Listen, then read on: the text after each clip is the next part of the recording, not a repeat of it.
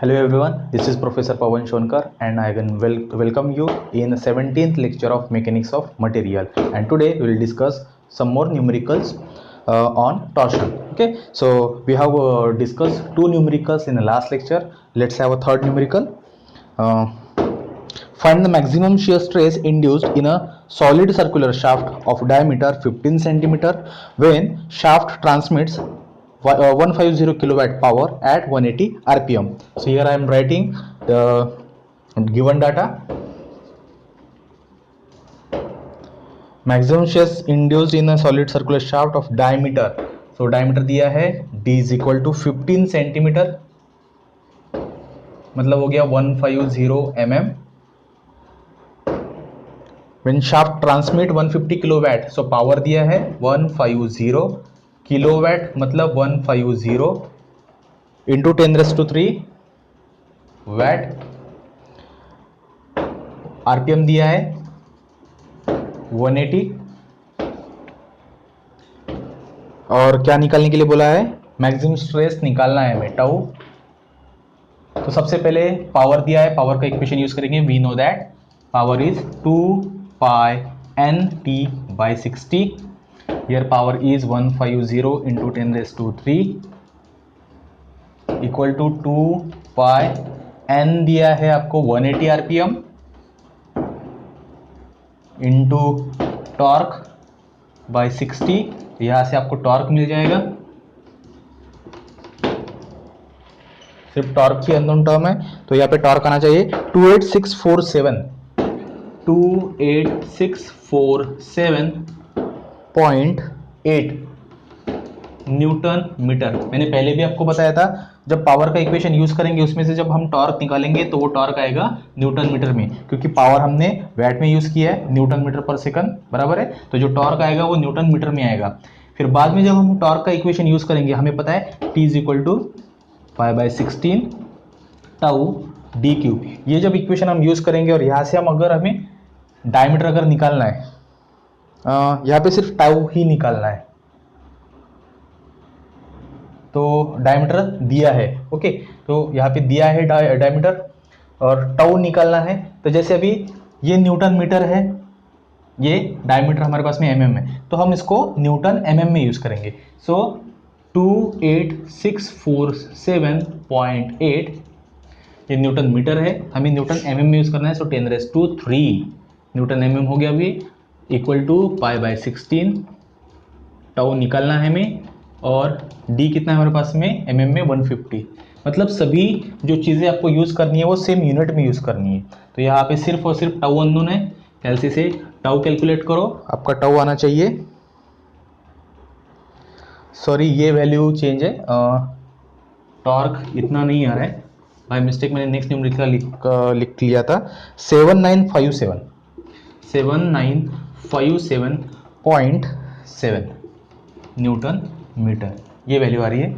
तो यहाँ पे ये वैल्यू हो जाएगी न्यूटन mm में 7957.7 इंटू 10⁻³. ठीक है, तो इस हिसाब से इस इक्वेशन से सबसे पहले हम अगर टाउ निकालेंगे तो टाउ आपका आना चाहिए 12 न्यूटन पर mm². As simple as that. Okay, ये सब डाटा हमारे पास में है. पावर इक्वेशन यूज किया. बस चीज क्या याद रखते हैं आपको, जब आप पावर का इक्वेशन यूज करके टॉर्क निकाल रहे हैं तो न्यूटन मीटर में आएगा, और आपको अगर डायमीटर निकालना है mm में, न्यूटन mm में कन्वर्ट करो पहले टॉर्क को, या फिर टाउ भी निकालना है, लेकिन वो भी हमें निकालना है में टाउ शेयर स्ट्रेस है, तो न्यूटन पर mm² में निकालोगे आप. तो सबसे पहले जो टॉर्क आपने निकाला है न्यूटन मीटर में, उसको यूज करने से पहले न्यूटन mm में कन्वर्ट कर लो इंटू 10⁻³ और बाद में यूज करो. Okay, let us moving to next numerical.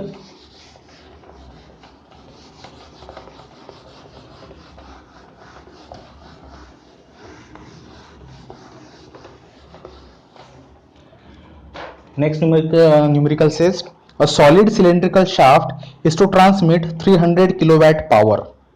Solid shaft है और पावर ट्रांसमिट हो रहा है 300 किलोवाट, मतलब कितना 300 इंटू 10⁻³ वैट एट 100 rpm. तो n कितना हुआ 100 rpm. Next, if shear stress is not to exceed 80, if shear stress is not to exceed 80 newton पर mm square, not to exceed का मतलब होता है उससे ज्यादा नहीं, नॉट टू एक्सीड 80 न्यूटन पर mm square, find the diameter, diameter निकालना है। फिर से वही चीजें कर लो आप, पावर का इक्वेशन दिया है, so P is equal to 2 pi NT/60। So यहाँ से टॉर्क का इक्वेशन हो जाएगा P इंटू 60/2 पाई n। सभी चीज़ें यूज़ कर लो, पावर है 300 इंटू 10⁻³ इंटू 60/2 पाई n कितना है 100। तो यहाँ से आपको टॉर्क मिल जाएगा, टॉर्क आना चाहिए 28647.8 न्यूटन मीटर। अब टॉर्क आ गया आपके पास में, आपको निकालना है डायमीटर, तो टॉर्क का इक्वेशन यूज करो, T is equal to solid shaft है इसलिए π/16 टाउ d³। यहाँ पे टॉर्क यूज करते टाइम पे फिर से याद रखना है कि टॉर्क हमारा न्यूटन मीटर में है, डायमीटर आपको mm में चाहिए, तो यहाँ पे 28647.8 इंटू 10⁻³ करना है, इक्वल टू π/16, टाउ कितना है 80 इंटू d³। तो यहाँ से इजीली आपको कैल्सी पे d मिल जाएगा, and that should be 1 to 1.8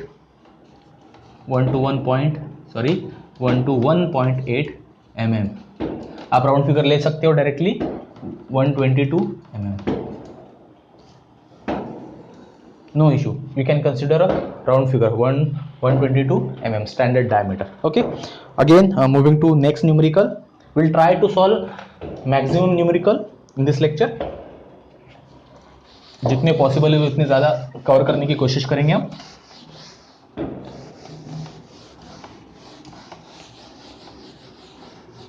और वैसे भी हम घुमा फिरा के दो ही फॉर्मूले यूज कर रहे हैं, एक पावर वाला 2 पाई NT/60 और दूसरा है torque is equal to π/16 tau d³। अगर हॉलो शाफ्ट है तो रेशो वाला DO⁴ माइनस DR⁴/DO। ठीक है, तो बस ये दो ही फॉर्मूले हम यूज करें।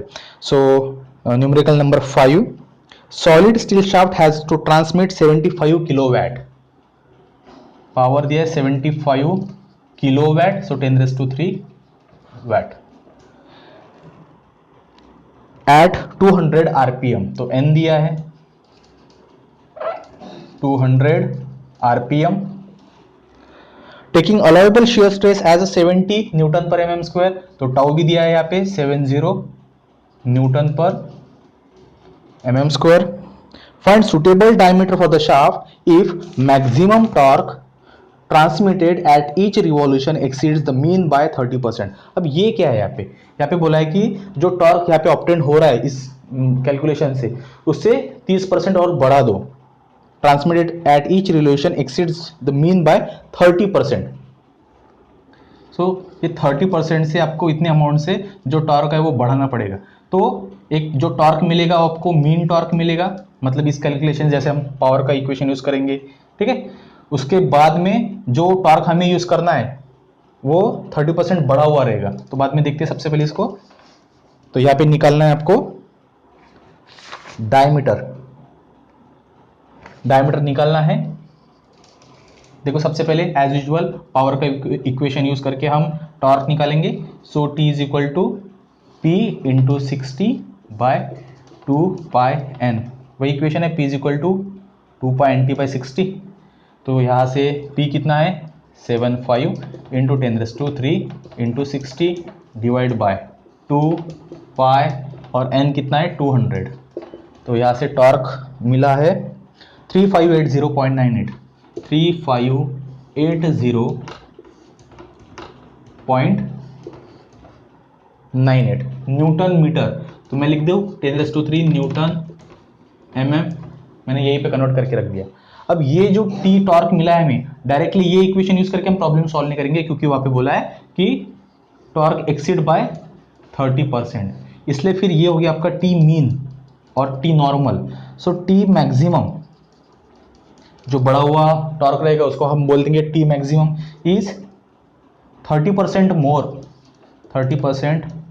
More of T mean. जो टॉर्क आपको मिल रहा है उससे 30% और ज़्यादा बढ़ा दो, उसमें 30% उसका बढ़ा दो तो टी मैक्सिमम मिल जाएगा। अब 30% देखो, मैं 30% उसमें ऐड कैसे कर रहा हूँ। सो जो टी मीन है वो ये हो गया 100% प्लस उसमें उसका 30% और ऐड कर दिया मैंने, बराबर है। ये हो गया आपका 100%, मतलब टोटल कितना हो जाएगा, पहले का जो मीन है वो और उसमें ही उसका 30% ऐड कर दिया, तो एक्चुअली क्या हो जाएगा, ये टी मीन प्लस उसका 30% ऑफ टी मीन, तो ये हो जाएगा आपका 130, 130% ऑफ टी मीन। या फिर आप लिख सकते हो directly 1.3, 1 stands for 100% and 0.3 stands for 30%। So suppose बोल दिया वहां पे कि 60%, 60% मोर, 60% एक्सीड बोला है, ऐसे नहीं बोला कि this value is 60% of other value, नहीं, 60% मोर अगर बोला है तो क्या हो जाएगा 1.6 टाइम्स, मतलब T maximum equal to 1.6 T mean. ये एक चीज होगी। अगर मैं बोलूं कि टी मैक्सिमम और सपोज मैंने बोल दिया कि inner diameter is 60% of outer diameter, तो हम किसको कैसे लिखेंगे, तो लिखेंगे D I is equal to 60% of this value, तो 60% ऑफ दिस वैल्यू मतलब 60/100 इंटू दिस वैल्यू, तो ये हो जाएगा actually D A is equal to 0.6 D O. तो एक वैल्यू दूसरे की उतनी परसेंट होना मतलब सीधा सीधा उतना परसेंटेज डिवाइड बाय 100। यहाँ पे क्या बोला था, 30% ज्यादा, 30% एक्स्ट्रा हो गया, सो 100% प्लस उसी का 30% उसमें ऐड कर दिया, तो ये हो जाएगा 1.3 times. So T maximum equal to 1.3 times mean. ठीक है, तो अलग अलग चीजें, एक्सीड होना या फिर ज्यादा करना, मतलब उतना तो रखना ही है मीन वैल्यू 100% और उसमें और 30% बढ़ा देना है। और अगर बोला है कि inner diameter is 50% of outer diameter, तो फिर क्या हो जाएगा D I is 0.5 times D O, like that. ठीक है, दो अलग अलग चीजें याद रखो।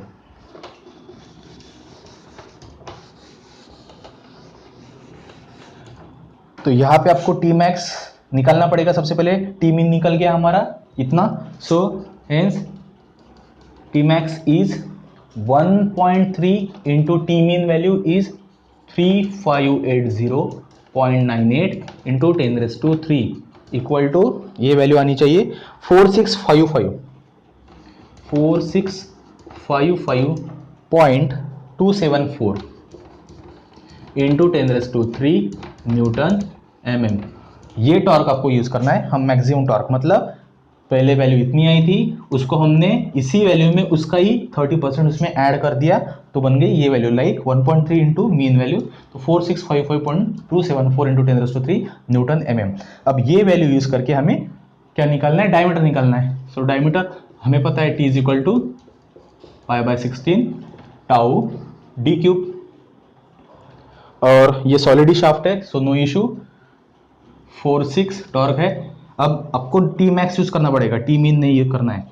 4655.274 इंटू 10⁻³ इक्वल टू π/16, टाउ कितना है 70 इंटू डी क्यूब, हेंस यहां से डायमीटर मिल जाएगा आपको, दैट शुड बी 69.57।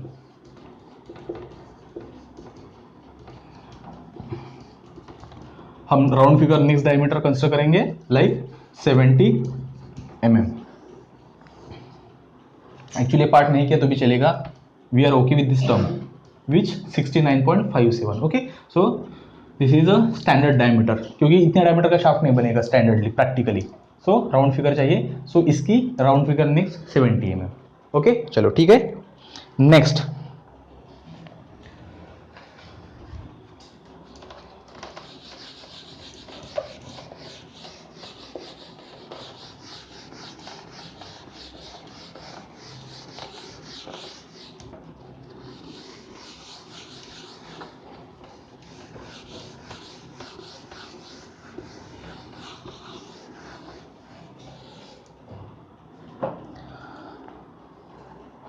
न्यूमेरिकल है हॉलो शाफ्ट। अब यहाँ पे हॉलो शाफ्ट है, मतलब फॉर्मूला चेंज हो जाएगा, d/4 माइनस dr/4 वाला। Hollow shaft is to transmit 300 kilowatt, again power same है, P is 300 into 10⁻³ 3 watt at 80 rpm, n equal to 80 rpm.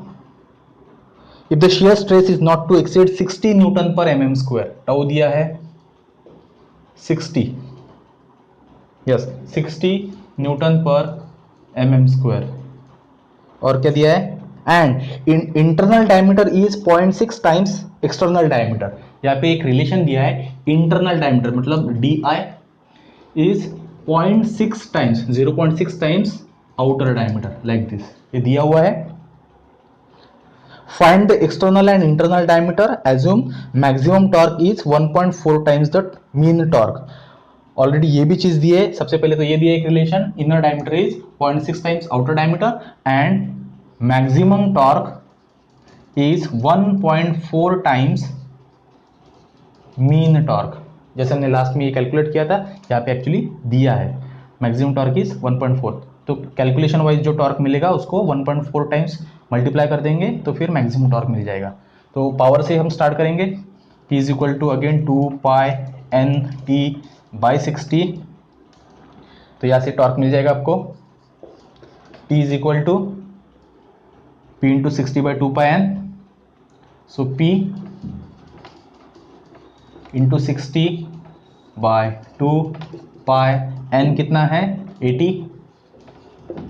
तो यहाँ पे मीन टॉर्क, जो पहला कैलकुलेशन रहेगा वो मीन टॉर्क रहेगा, मैक्सिमम टॉर्क तो ये रहेगा फिर. तो मीन टॉर्क कितना आएगा आपका, वो आना चाहिए 35809 35809.8 न्यूटन मीटर. न्यूटन मीटर में निकाला, न्यूटन एमएम में बाद में कन्वर्ट करेंगे. नाउ टी मैक्स कैलकुलेट कर लेते हैं. टी मैक्स क्या है, 1.4 टाइम्स टी मीन, तो इसका 1.4 टाइम्स, सो 1.4 इंटू 35809.8, तो ये आना चाहिए 50133.7 न्यूटन मीटर. देखो फिर से अब ये टॉर्क हम यूज करने वाले हैं डायमीटर कैलकुलेट करने के लिए, तो हम ये टॉर्क न्यूटन एमएम में यूज करेंगे. So 50133.7 into 10⁻³ newton mm. Now अब हमें पता है इक्वेशन टॉर्क का, T is equal to pi by 16 tau D cube लिखेंगे, क्या हॉलो शाफ्ट है दिया है यहाँ पे रिलेशन, देखो तो हॉलो शाफ्ट बोला है वहां पे. So DO⁻4 minus DI⁻4 by DO, ये फॉर्मूला है हमारा. Putting all the values, torque is, सबसे पहले देख लो यहाँ पे T is equal to pi by 16 tau DO, क्योंकि यहाँ पे DI की वैल्यू दी है इन टर्म्स ऑफ DO, तो पहले वो भी प्लेस कर लेते हैं. DO⁻4 माइनस 0.6 टाइम्स DO लिखा है ना, तो यहाँ पे DI की जगह मैं लिखूंगा 0.6 इंटू DO और इसका ⁻4, मतलब 0.6 का भी 4, 0.6⁻4 and DO⁻4 divide by DO. समझ में आ रही है ये टर्म. तो यहाँ पे देखो T is equal to pi by 16 tau, मैं यहाँ से DO⁻4 कॉमन निकाल रहा हूँ, तो DO⁻4 यहाँ पे भी है, DO⁻4 यहाँ पे भी है और नीचे एक DO, तो DO⁻4 बाहर निकाला मैंने और ब्रैकेट में बचा 1 माइनस, यहाँ पे 1 माइनस 0.6⁻4 बाई DO, बराबर है. ये DO इसके साथ में कट जाएगा, ऊपर क्या बचा DO³ बचा. क्लियर है. DO⁻4 बाहर निकाला तो यहाँ पे 1 माइनस 0.6⁻4 है, दोनों का भी ⁻4 है इसलिए, और नीचे एक DO के साथ में वो कट गया. अब वैल्यू सब पुट अप करेंगे. सो T मैक्सिमम है हमारा 50133.7 into 10⁻³ equal to pi by 16. Tau की वैल्यू है गिवन 60 इंटू DO³ पता नहीं हमें, और ये है 1 माइनस 0.6⁻4. बस पूरा इक्वेशन कैलसी पे डायरेक्टली पुट अप करो, you will get outer diameter. Outer diameter मिल जाएगा यहाँ से. Outer diameter should be 169.2 mm after calculation. ठीक है, 169.2 यहाँ पे अलग है तो आप स्टैंडर्ड राउंड फिगर यूज कर सकते हो। DO is 170 mm। बस राउंड अप किया हमने, नेक्स्ट वैल्यू कर दी। अब आउटर डायमीटर आ गया 170, इनर डायमीटर क्या होना चाहिए फिर? अब इनर डायमीटर एक रिलेशन है हमारे पास में, inner diameter is 0.6 times outer diameter, so 0.6 into 170, सो ये आना चाहिए 102 mm, 102 mm। समझ में आ गया है? कैलकुलेशन क्लियर है? जैसा दिया वैसे सॉल्व किया हमने, डायरेक्टली ये दिया था, टी मैक्स निकाला हमने 1.4 से। बस यहाँ पे ये कैलकुलेशन पार्ट आपको प्रॉपरली संभालना है। Okay, moving towards next and the last one.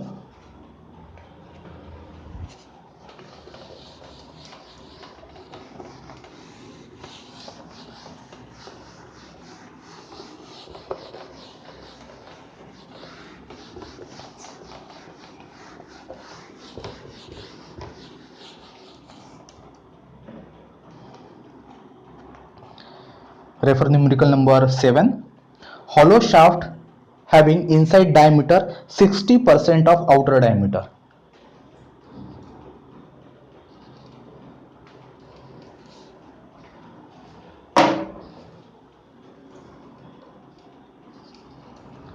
Hollow shaft having inside diameter. So inside diameter is 60% of outer diameter. So 60% can be written as 60 by 100, तो ये हो जाएगा सीधा सीधा आपका DI is 0.6 टाइम्स DO। ये आपको बस कंफ्यूज करने के लिए देते हैं, आपको बस प्रॉपरली उसको रीड करना है, इंटरप्रेट करना है। Internal diameter is 60% of outer diameter, that's it.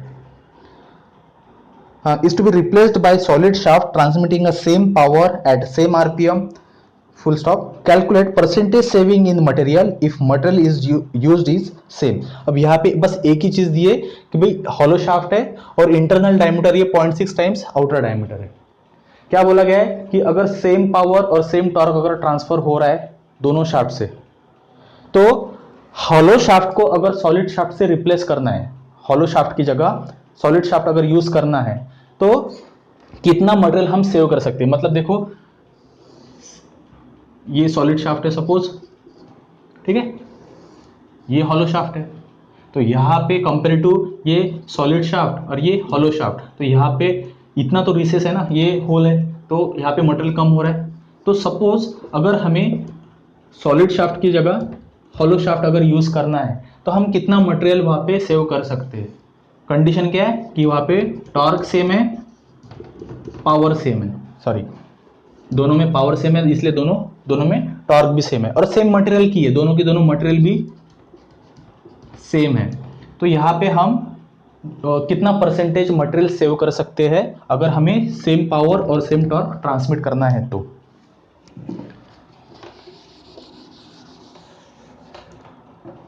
सो देखो कंडीशन है आपके पास में, सबसे पहले DI is equal to 0.6 times DO। Now अब सबसे पहले तो हॉलो शाफ्ट में टॉर्क क्या रहता, pi by 16 tau DO raise to 4 minus DI raise to 4 by DO, ये रहता है। कंडीशन क्या थी, दोनों में टॉर्क सेम है, तो मैं दोनों का टॉर्क कंपेयर कर दूंगा, सीधा सीधा इक्वेट कर दूंगा। सबसे पहले तो इसका हम कैलकुलेट करते, so T is equal to pi by 16 tau DO raise to 4 minus DI को हम लिख सकते हैं 0.6 times DO raise to 4 by DO, ठीक है। तो यहाँ पे फिर से वही कैलकुलेशन पार्ट हम कर सकते हैं, T is equal to pi by 16 tau, यहाँ से DO रेस टू 4 कॉमन निकाला और नीचे के साथ में कट गया, तो यहाँ पे क्या बचा DO क्यूब, और यहाँ पे रहेगा 1 माइनस 0.6 रेस टू 4, ये कैलकुलेशन आएगा। ये कैलकुलेशन करो और ये कैलकुलेशन इंटू पाई बाय 16, तो यहाँ पे T इज इक्वल टू यहाँ पे आना चाहिए पाई बाय 16 टाउ, इस कैलकुलेशन की बात कर रहा हूँ मैं, इंटू 0.8704 DO क्यूब, ठीक है, 1 माइनस 0.6 वाला कैलकुलेशन, ठीक है। तो ये हो गया हॉलो शाफ्ट का टॉर्क। सॉलिड शाफ्ट का टॉर्क क्या रहता है? T is equal to π/16 tau D cube, got it. अब अगर ये दो सेम है तो इसको कंपेयर करेंगे, this term equal to this term, so I am writing π/16 मतलब क्या है? Torque in hollow shaft equal to torque in solid shaft, so π/16 tau 0.8704 DO cube equal to ये वाला, ये टॉर्क इक्वल टू ये टॉर्क π/16 टाउ डी क्यूब।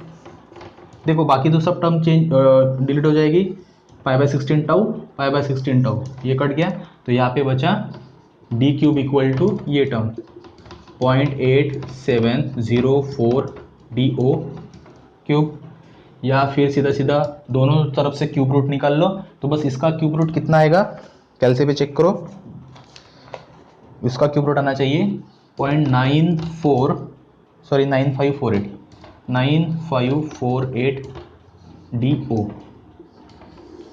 चलो एक part मिल गया हमें, ठीक है। तो यहाँ पे हमने अब D स्टैंड्स फॉर क्या है? D क्या है? सॉलिड शाफ्ट की डायमीटर, और DO क्या है? हॉलो शाफ्ट की आउटर डायमीटर।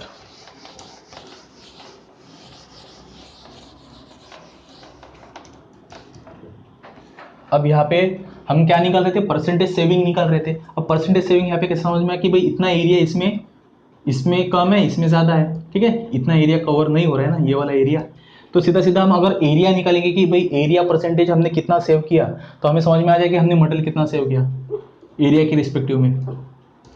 तो बस हमें यहाँ पे ये पता करना है कि यहाँ पे एरिया कितना सेव हो रहा है, कितना कम यूज हो रहा है। So area of hollow shaft as well as solid shaft, तो वो देखते हैं। एरिया फॉर सॉलिड शाफ्ट, अब एरिया सर्कल का क्या रहेगा? सीधा सीधा π/4 डी स्क्वायर, सो π/4 डी की वैल्यू हमने इस टर्म में निकाली है, सो 0.9548 DO, 0.9548 DO का स्क्वायर। तो यहाँ पे देखो एरिया फॉर सॉलिड शाफ्ट निकाल रहा हूँ मैं, ये आना चाहिए 0.716, ये कैलकुलेशन 0.9548 का स्क्वायर इंटू π/4, ओके। सो ये कैलकुलेशन आना चाहिए 0.716 DO स्क्वायर। और वैसे ही एरिया फॉर हॉलो शाफ्ट क्या रहता? π/4 DO square minus DI square, बराबर है formula. So π/4 DO square minus DI क्या था गिवन कंडीशन में? DI is 0.6 times DO। So यहाँ पे फिर से वही वैल्यू पुटअप करेंगे, DI की जगह पे 0.6 टाइम्स DO ये लिख दिया हमने, और इसका स्क्वायर और इसका स्क्वायर। सो हम यहाँ पे एरिया ऑफ हॉलो शाफ्ट निकाल रहे हैं, सो π/4 DO स्क्वायर अगर मैंने कॉमन निकाल दिया तो 1 माइनस 0.6 का स्क्वायर, ठीक है। तो यहाँ पे पूरा कैलकुलेशन करने के बाद में π/4 इंटू ब्रैकेट में 1 माइनस 0.6 का स्क्वायर, तो ये कैलकुलेशन आना चाहिए 0.502 π/4 इंटू दिस ब्रैकेट, और बचा क्या है? DO square. तो आपने एरिया ऑफ सॉलिड शाफ्ट और एरिया ऑफ हॉलो शाफ्ट निकाल लिया, ठीक है। एरिया ऑफ सॉलिड शाफ्ट और एरिया ऑफ हॉलो शाफ्ट आपने निकाल लिया। मुझे क्या निकालना है अभी? Percentage saving in material. तो मैं परसेंटेज सेविंग इन एरिया निकाल रहा हूँ। बड़ा एरिया किसमें है? सॉलिड में है, तो सॉलिड का एरिया माइनस हॉलो शाफ्ट का एरिया डिवाइड बाय इसके रेफरेंस में कितना मटेरियल बच रहा है, तो परसेंटेज सेविंग इन एरिया निकाल रहा हूं मैं। तो बड़ा एरिया इसका है, so area of solid minus area of hollow shaft किसके रेफरेंस में, इसके रेफरेंस में, इसके कंपैरिजन में कितना कम आ रहा है। सो कंपैरिजन इसका है इसलिए solid into 100. So put up all the values. Area of solid is 0.716 DO square. Area of hollow shaft is 0.508 DO square divided by area of solid again 0.716 DO square into 100. क्यों, percentage saving है इसलिए. सो DO square common निकाल के इस नीचे वाले DO square से cut जाएगा. ठीक है, कॉमन निकल गया, कट गया, तो बचा गया 0.716 माइनस 0.508 डिवाइड बाय 0.716. तो ये कैलकुलेशन आना चाहिए सीधा सीधा, और इंटू 100 है तो सीधा सीधा कैलकुलेशन आना चाहिए 29.88. इतना परसेंट मटेरियल हम सेव कर सकते हैं. समझ में आ गया. ठीक है, क्या किया हमने, सीधा सीधा सॉलिड शाफ्ट का टॉर्क और हॉलो शाफ्ट का टॉर्क कंपेयर किया, दोनों की इक्वेशन, और जो रिलेशन दिए थे ये रिलेशन उसमें यूज किया. दोनों टॉर्क कैलकुलेट करने के बाद में फिर हमने क्या किया, कंपेयर करने के बाद में हमें कुछ रिलेशन मिले, just like small D is equal to something value of outer diameter. Solid shaft का डायमीटर इक्वल टू कुछ वैल्यू थी और आउटर डायमीटर, ये एक रिलेशन था. ये सब रिलेशन एज इट इज हमने कैलकुलेट किए. बाद में हमने क्या किया, परसेंटेज सेविंग एरिया में निकाला. तो percentage saving in area of, तो सॉलिड शाफ्ट का एरिया ये वाला, उसके बाद में हॉलो शाफ्ट का एरिया निकाला, और परसेंटेज सेविंग के लिए हमने बड़े एरिया में से छोटा एरिया माइनस किया डिवाइड बाय सॉलिड एरिया. क्यों, क्योंकि इसके रिस्पेक्ट में, इसके रेफरेंस में इसमें मटेरियल कितना कम है वो हमें निकालना है. So area of solid minus area of hollow shaft divide by area of solid shaft into 100 percentage निकालना है. तो हमें मिला 29.88%. That's it. ठीक है, समझ में आ गया. नेक्स्ट लेक्चर में फिर से हम कुछ न्यूमेरिकल और कुछ डेरिवेशन टर्म देखेंगे. Okay, thank you.